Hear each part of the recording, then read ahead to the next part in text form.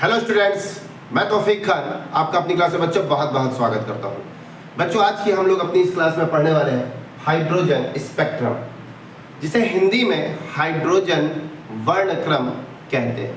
बच्चों hydrogen spectrum को भी नील बोर ने कंप्लीट किया था इस एक्सपेरिमेंट को, ठीक है।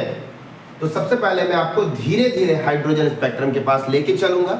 उससे पहले कुछ बेसिक्स आपको बताता हूँ। स्पेक्ट्रम आखिर है क्या, स्पेक्ट्रम क्या है? तो बच्चों ध्यान से देखिए, यदि हम प्रिज्म से दृश्य प्रकाश को गुजारे, विजुअल लाइट जिसे आप देखते हैं, उस लाइट को गुजारे तो बेटा वो अपने अवयवी घटकों में टूटती है, ठीक है। वो अपने अवयवी घटकों में 7 घटक है, 7 घटकों में टूट जाती है। बच्चों जिससे मैंने आपको याद करने की एक ट्रिक भी बता रखी थी, शायद आपको याद होगी। वो ट्रिक थी जानी हापी नाला, जहां पर बा बैगनी रंग,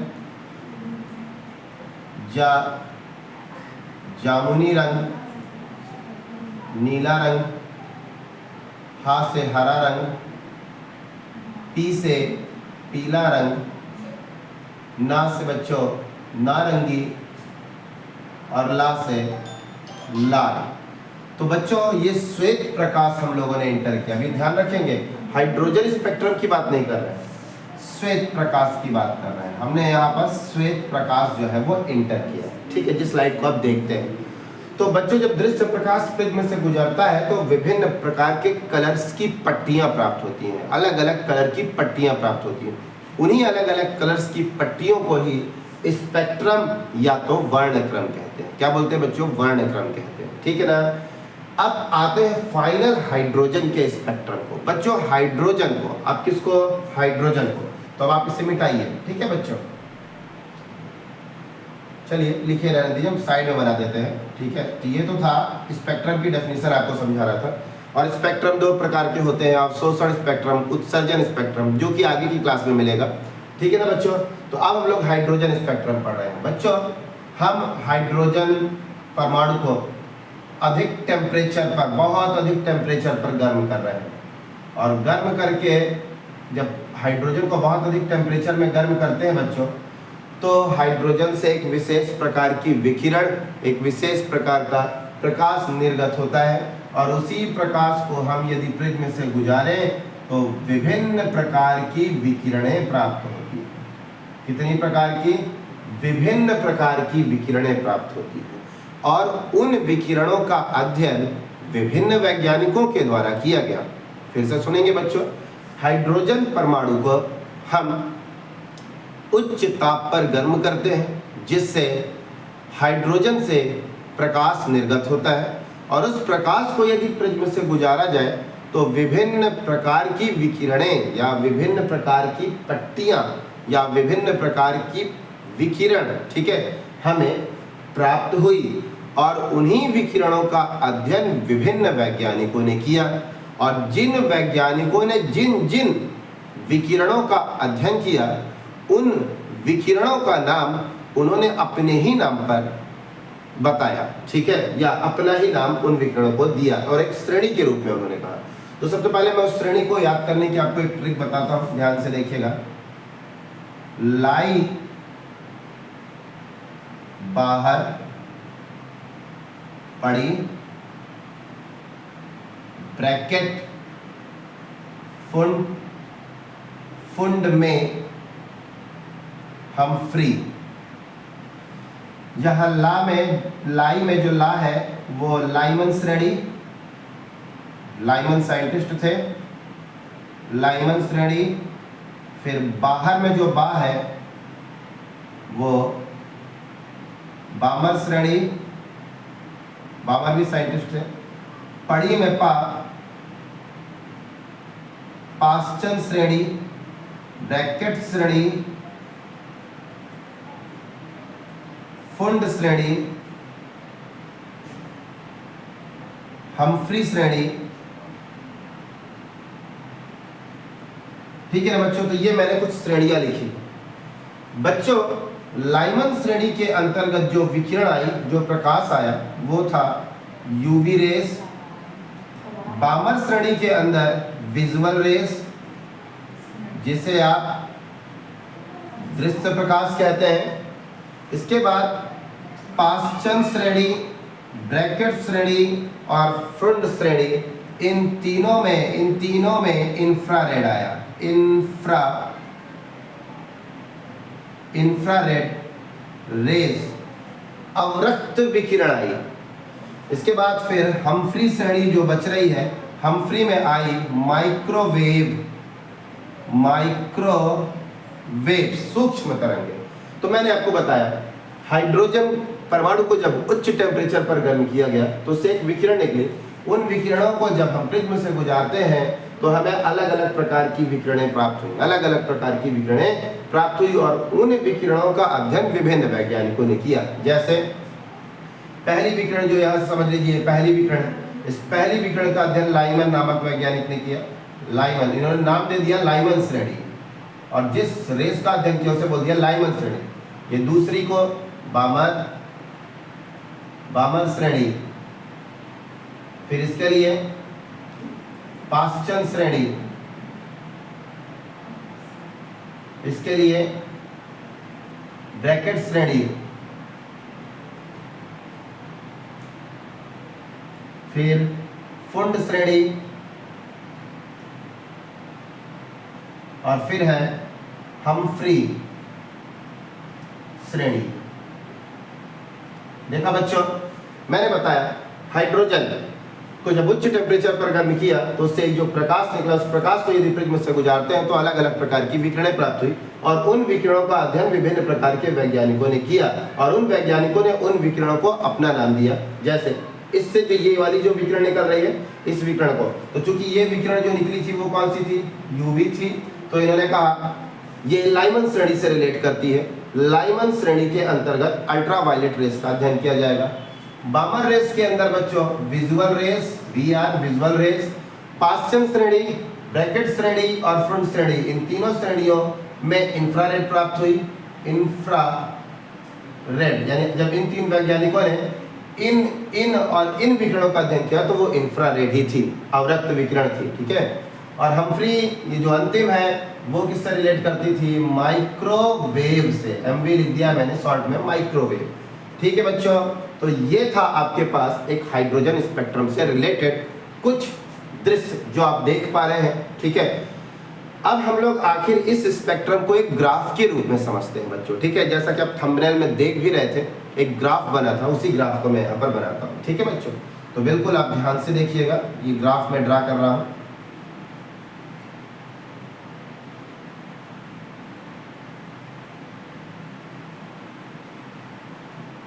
ठीक है बच्चों, ये जो इधर लाइन गई है ये समझ लीजिए न्यूक्लियस को दर्शा रही है, नाभिक को, ठीक है। जैसे आप जानते हैं ना, ये है नाभिक, नाभिक के बाहर होते हैं ये वृत्तीय कक्षाएं, जिसका नाम है KL M फिर N, ऐसा है ना। तो बच्चों मैं नाभिक के बाद पहला कोष बना रहा हूं, ये देखिए, और पहले कोष को चूंकि K की न्यूमेरिक वैल्यू 1 है, ये लिखा 1, और इसे आप क्या बोल सकते हैं, K कोष बोल सकते हैं। फिर दूसरा नंबर, दूसरा कोष, फिर इसी प्रकार तीसरा कोष, फिर इसी प्रकार चौथा, पांचवा, छठवां, सातवां, और फिर आपकी ये जो मैं कोष बना रहा हूं ना, KL M N O P Q, ये जो मैं कोष दर्शा रहा हूं, कोषों की संख्या इनफाइनाइट होती है, अर्थात जो n की वैल्यू है वो क्या है, इनफाइनाइट, ठीक है। इसके लिए 1 है तो इसके लिए 2 है, इसके लिए 3 4 5 6 7, आगे इनफाइनाइट। बेटा जो हम हाइड्रोजन के स्पेक्ट्रम के लिए जो ग्राफ बना रहे हैं, इस ग्राफ में जो ये अंतिम रेखा जो भी होगी, जो ये आप इस प्रकार की अंतिम रेखा देख रहे हैं ना, अभी फिलहाल के लिए अंतिम ये है, और आप जो भी डायग्राम बना रहे हैं उसमें कोई जो सबसे अंतिम की जो रेखा होगी, अंतिम रेखा को श्रेणी सीमा कहते हैं। क्या बोलेंगे? श्रेणी सीमा कहेंगे। ठीक है, तो चूंकि अभी आपने जो स्पेक्ट्रम दिखाने की कोशिश की है उन स्पेक्ट्रम में सबसे अंतिम आप कौन से कोष का सहारा ले रहे हैं? 7, तो 7वां कोष यहाँ पर श्रेणी सीमा के लिए होगा। ठीक है, तो बच्चों मैं आपको ये बताने की कोशिश कर रहा हूँ कि जैसे हाइड्रोजन के लिए हमको पता है, हाइड्रोजन का इलेक्ट्रॉन, जैसे यहाँ पर देखिए छोटा सा डायग्राम पर, ये है नाभिक और नाभिक के बाहर वृत्तीय कक्षाएं, वृत्तीय कक्षाओं में होंगे इलेक्ट्रॉन। तो बच्चों नाभिक के बाहर जो वृत्तीय कक्षाएं हैं हाइड्रोजन की, उसमें एक इलेक्ट्रॉन होता है और वो इलेक्ट्रॉन उस कक्ष में घूम रहा होता है। परंतु यदि उसी इलेक्ट्रॉन को ऊर्जा दे दी जाए तो बेटा जब वो ऊर्जा को प्राप्त कर लेगा तो उस इलेक्ट्रॉन की ऊर्जा बढ़ जाएगी, और जब उसकी ऊर्जा बढ़ जाएगी तो वो उस कोष को छोड़कर उच्च ऊर्जा स्तर पर जाने लगेगा, अर्थात वो अपनी उस कोष को छोड़कर किसी अगले कोष में प्रवेश करेगा। और किसी भी कोष में अगर यदि वो रुकता है, अर्थात अपने उस कोष को छोड़कर यदि उच्च ऊर्जा स्तर में किसी भी जगह रुकता भी है तो 10⁻⁸ सेकंड रुककर वापस फिर से अपने उसी कोष में वापस आता है। ठीक है बच्चों, तो मैंने बताया, मान लीजिए हमारा पहला ये इलेक्ट्रॉन ऊर्जा को, पहले कोष में इलेक्ट्रॉन है हाइड्रोजन का, ये देखिए इलेक्ट्रॉनों को बच्चों वो ग्रहण, इलेक्ट्रॉन जो है इसका हाइड्रोजन का, उसे हम लोगों ने क्या दी? एनर्जी दी। अब एनर्जी दे दी तो एनर्जी देने के बाद वो इलेक्ट्रॉन हो सकता है उच्च ऊर्जा स्तर में कहीं पे भी चला गया, तो यहाँ पे भी जा सकता है, यहाँ पे भी जा सकता है, यहाँ पे भी जा सकता है, यहाँ पे कहीं पे भी जा सकता है। तो यदि इलेक्ट्रॉन ऊर्जा को ग्रहण करके निम्न ऊर्जा से उच्च ऊर्जा स्तर में जाएगा तो हो सकता है यदि 7 पे चला गया है तो 7 से वापस फिर से वो अपने उसी कोष में गिरेगा। 6वें से भी गिर सकता है, 5वें से भी गिर सकता है, 4थे से भी गिर सकता है, 3रे से भी गिर सकता है और दूसरे से भी गिर सकता है। मतलब पहले कोष का इलेक्ट्रॉन ऊर्जा को ग्रहण करके हो सकता है 2 में चला जाए, 3 में चला जाए, 4 में, 5 में, 6 में, 7 में, क्योंकि एक के ऊपर जितने भी कोष दर्शाए गए हैं उन सबकी ऊर्जा 1 से अधिक है तो उच्च ऊर्जा स्तर में चला जाएगा। अब कहीं पे भी ठहरेगा वहां पर 10⁻⁸ सेकंड रुक के वापस फिर से अपने कोष में गिरेगा। ठीक है, और जब पहले कोष में इलेक्ट्रॉन उच्च ऊर्जा स्तर से गिरते हैं, जब पहले कोष में इलेक्ट्रॉन उच्च ऊर्जा स्तर से गिरते हैं तब लाइमन श्रेणी प्राप्त होती है। कौन सी श्रेणी? लाइमन श्रेणी प्राप्त होती है। और बच्चों लाइमन श्रेणी के अंदर मैंने आपको बताया कौन सी रेस? यूवी रेस का अध्ययन होता है। अब बच्चों हो सकता है वो इलेक्ट्रॉन उच्च ऊर्जा स्तर से दूसरे कोष में गिरे, तो यदि दूसरे में गिरेंगे तो देखिए किस प्रकार, ये दूसरे में, यहां से देखिए 6ठे से गिरेगा, 5वें से गिरेगा, 4थे से गिरेगा और बच्चों 3रे से गिरेगा। तो जब दूसरे कोष में इलेक्ट्रॉन उच्च ऊर्जा स्तर से गिरते हैं तो बामर श्रेणी बनती है। कौन सी? बामर श्रेणी बनती है। और बामर श्रेणी के अंदर बच्चों विजुअल रेस, दृश्य प्रकाश का अध्ययन किया जाता है। दृश्य प्रकाश ये बैजानी हैप्पी नाला ये लिखा हुआ है। ठीक है, जिसके बारे में मैंने बताया था इनके जो तरंग दैर्घ्य कितने होते हैं, इसका होता है 400 नैनोमीटर का और इसका होता है 750 नैनोमीटर का, मैंने पीछे पढ़ाया है। ठीक है बच्चों, अब यदि तीसरे कोष में इलेक्ट्रॉन उच्च ऊर्जा स्तर से गिरे तो देखिए तीसरे में गिर रहा है, ये उच्च ऊर्जा स्तर से तीसरे में गिर रहा है, उच्च ऊर्जा स्तर से तीसरे में गिर रहा है। तो बच्चों जब उच्च ऊर्जा स्तर से, और यहां से भी तो गिरेगा 4थे से, ये तो उच्च ऊर्जा स्तर आपका ये समझ गए। तीसरे कोष में जब उच्च से यानी 4, 5, 6, 7 इनसे गिरे तब कौन सी श्रेणी प्राप्त होती है बच्चों? तब आपको पाश्चन श्रेणी प्राप्त होती है। यहाँ पे ना लिख के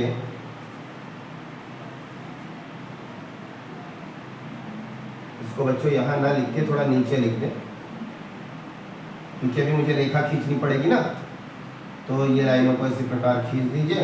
हाँ, तो यहाँ पे लिख दीजिए कौन सी श्रेणी बनी, पाश्चन श्रेणी बनी। इस प्रकार ये बना हुआ है, आप इसे समझ जाएंगे। ठीक है। अब चौथे कोष में यदि उच्च ऊर्जा स्तर से गिरे तो उच्च ऊर्जा स्तर चौथे कोष के लिए होगा 7वां, ये देखिए 6वां और 5वां। तो जब चौथे कोष में उच्च ऊर्जा स्तर से गिरती है तब कौन सी श्रेणी हमें प्राप्त हुई, तब हमें प्राप्त हुई ब्रैकेट श्रेणी। ब्रैकेट श्रेणी। पांचवें कोष में जब उच्च ऊर्जा स्तर से गिरेगा तो देखिए ये पांचवें कोष में उच्च ऊर्जा स्तर से गिरा, तब कौन सी श्रेणी प्राप्त हुई बच्चों, फुंड श्रेणी। फुंड श्रेणी। और बच्चों पाश्चन, ब्रैकेट और फुंड, इन तीनों श्रेणियों में बच्चों हमें अवरक्त किरणें, इंफ्रारेड रेज प्राप्त हुई, विकिरण प्राप्त हुई। अभी थोड़ा और ज्यादा डिटेल देखेंगे तो ये निकटतम है और ये दोनों सुदूर अवरक्त किरणें हैं। ठीक है, तो आप डायरेक्ट इंफ्रारेड बता देंगे। अब यदि छठे कोष में उच्च ऊर्जा स्तर से गिरे, ये देखिए छठे कोष में उच्च ऊर्जा स्तर से गिरे तब कौन सी श्रेणी प्राप्त होगी, हम्फ्री श्रेणी प्राप्त होगी। हम्फ्री श्रेणी। और बच्चों हम्फ्री श्रेणी में कौन सा प्रकाश रिलेट करता है, माइक्रोवेव रिलेट करता है। तो ये जो थी आपकी एक ग्राफ बनाया, जिस ग्राफ से आप ये देख पा रहे हैं कि जब हम हाइड्रोजन के परमाणु को एनर्जी देते हैं तो ऊर्जा देने के बाद वो इलेक्ट्रॉन अपने कोष को छोड़कर उच्च ऊर्जा स्तर पर चला जाता है, कूद के उच्च ऊर्जा स्तर पर चला जाता है। हो सकता है 7 में गिरा हो, 6 में गिरा हो, 5 में, 4 में, 3 में, 2 में, क्योंकि 1 से उच्च, 2 से 7 तक जो है वो सब उच्च ही है। तो वहां से इलेक्ट्रॉन जब पहले कोष में गिरते हैं तो लाइमन श्रेणी। यदि वो इलेक्ट्रॉन दूसरे कोष में गिरे, दूसरे कोष में उच्च ऊर्जा स्तर से इलेक्ट्रॉन 3, 4, 5, 6 से गिरे तो बामर श्रेणी। यदि तीसरे कोष में 4, 5, 6, 7 से गिरे तो पाश्चन श्रेणी। पांचवें कोष में, अच्छा चौथे कोष में यदि 5वें, 6वें, 7वें से गिरे तो ब्रैकेट श्रेणी। पांचवें कोष में यदि 6ठे और 7वें से गिरे तो फुंड श्रेणी, तथा छठे कोष में यदि 7वें उच्च ऊर्जा स्तर से गिरे तो हम्फ्री श्रेणी प्राप्त होती है, जिनमें विभिन्न प्रकार की रेडिएशन उससे रिलेट करती हैं। ये चीजें मैंने आपको बताई। ठीक है बच्चों, तो ये हाइड्रोजन स्पेक्ट्रम का अभी थोड़ा सा ग्राफ बनाया जिसके बारे में मैंने अभी आपको समझाया बच्चों। अब थोड़ा सा इसको एक डायग्राम के हिसाब से यदि समझाओ तो देखिए कैसे समझेंगे आप इसे डायग्राम के हिसाब से बच्चों। ये हिस्सा मैं मिटा रहा हूँ थोड़ा सा, ठीक है, फटाफट पहले आप इसका स्क्रीनशॉट ले लीजिए। ठीक है बच्चों, तो इसका एक ग्राफ यदि दिखाऊं बच्चों, एक फिगर दिखाऊं तो देखिए आपको पता है ये है न्यूक्लियस जो धनावेश है, इसके बाहर है वृत्तीय कोष। ये देखिए वृत्तीय कोष, मैं ज़्यादा नहीं बनाऊंगा, आप उतने में देख पाएंगे। ये K है, L, M, N आगे भी होंगे। बेटा मेरा कहने का मतलब इलेक्ट्रॉन यहाँ पे थे, आपने इलेक्ट्रॉन को दी ऊर्जा दिए तो वो हो सकता है यहाँ आ गया हो या यहाँ आ गया हो या यहाँ आ गया हो, उच्च ऊर्जा स्तर पर आया होगा तो सिर्फ 10⁻⁸ सेकेंड रुकेगा, लेकिन फिर वो वापस अपने उसी कोष में लौट जाएगा। हो सकता है इस वाले बाहरी कोष में रहा हो तो वापस चला गया, M में रहा हो तो वापस चला गया, L में आया हो तो फिर वापस K में चला गया। अब वही इलेक्ट्रॉन उच्च ऊर्जा स्तर से हो सकता है K में ना गिर के L में गिर रहा हो, ये देखिए हो सकता है वो इलेक्ट्रॉन अब यहाँ पे अपने उच्च ऊर्जा स्तर से गिर रहा हो। ये चीजें थोड़ा सा इस डायग्राम पर आप इसे देखें। अब इसका मैथमेटिकल वैल्यू क्या है वो मैं बताता हूँ, ठीक है। तो बच्चों ये जो एक्सपेरिमेंट था ये 1913 में बोर के ही द्वारा पूरी बात बताई गई थी, लेकिन एक और साइंटिस्ट थे जिन्होंने हमें एक सूत्र दिया था जिसे रिडबर्ग सूत्र कहते हैं। रिडबर्ग सूत्र, तो देखिए रिडबर्ग सूत्र क्या है। तो बच्चों रिडबर्ग सूत्र ये है, ध्यान देंगे, न्यू बार बराबर न्यू बार बराबर आर एच ब्रैकेट में 1/n1 स्क्वायर माइनस 1/n2 का स्क्वायर ब्रैकेट z स्क्वायर। ठीक है बच्चों, ये फार्मूला है रिडवर्ग का, जहां पर न्यू बार तरंग संख्या को दर्शा रहा है, आर एच रिडवर्ग नियतांक को दर्शा रहा है। बेटा रिडवर्ग नियतांक एक फिक्स वैल्यू है, वो है 10, 9, 6, 7, 8 सेंटीमीटर इनवर्स, ये है वैल्यू रिडवर्ग नियतांक की।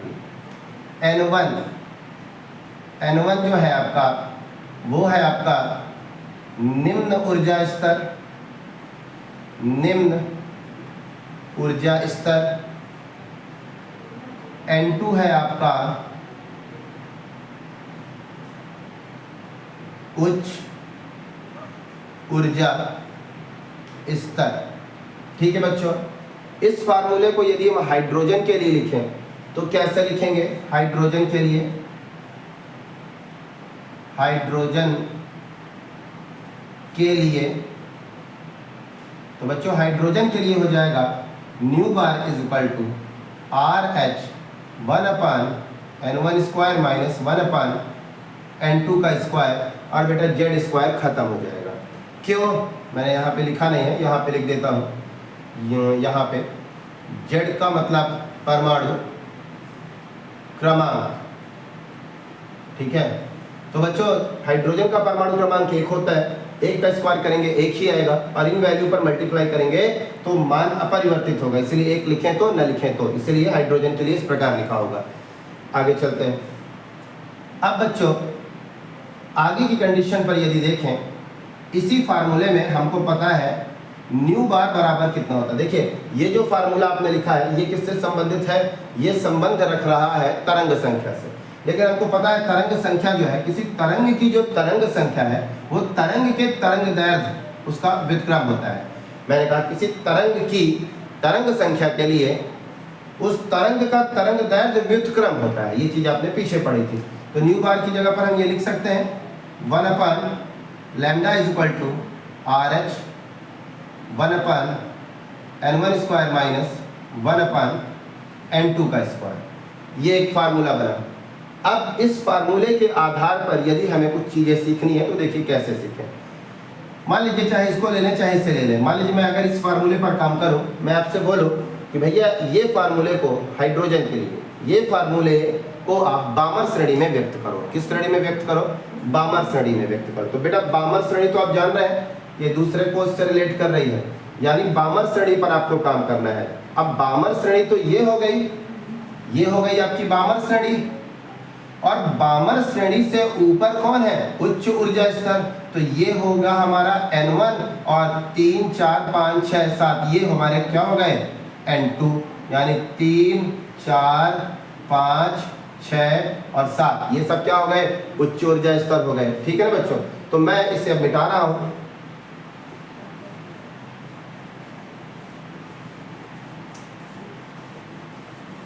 तो मैंने आपसे कहा इसी फार्मूले को बच्चों हम किसके लिए लिखेंगे?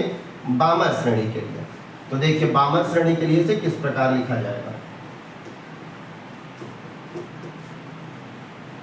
तो देखिए इस फार्मूले को हम लिखेंगे बामर श्रेणी के लिए। तो बच्चों बामर श्रेणी के लिए इसको आप कैसे लिखेंगे? न्यू बार बराबर आर एच ब्रैकेट में 1/, अब n1 निम्न ऊर्जा स्तर, n1 जो है वो निम्न ऊर्जा स्तर। तो चूंकि हम बामर के लिए पढ़ रहे हैं और बामर से उच्च है 3, 4, तो निम्न कौन हो गई? दूसरा नंबर यानी बामर। तो यहाँ पे आप क्या लिखेंगे? 2 का स्क्वायर माइनस 1/n2 का स्क्वायर, ये लिख दिया। अब ये बात आएगी कि n2 की जगह पर बच्चों हमारे पास बहुत सारी वैल्यू हैं, N2 हमारा 3 भी हो सकता है, 4 भी हो सकता है, 5 भी, 6 भी, 7 भी हो सकता है।